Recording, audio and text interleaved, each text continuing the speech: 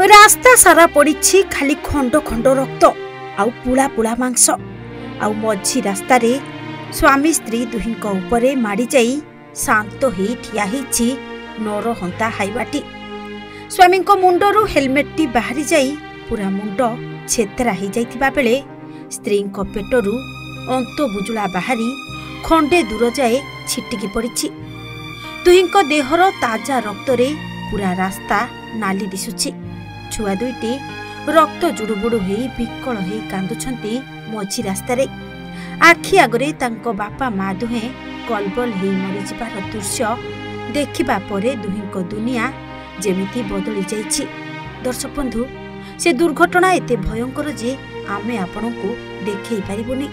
देखिथिले आपणको पाद तळु माटी खसी जाइथांता। हो आज्ञा, बरगड़ सहर स्थित गुरुद्वार छक ठारे घटिछि एही छाती थरा दुर्घटना। केते खुशी रे पूरा परिवार जाउथिले दशरा बुलिबाकू, हेले अध रास्ता रे जगी बसिथिला जम।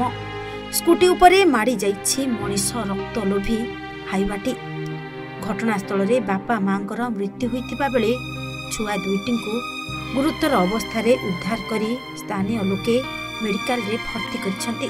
मृत दंपति हेले अंबा भुनार कुंतला डुंगुरी और हरे कृष्ण डुंगुरी।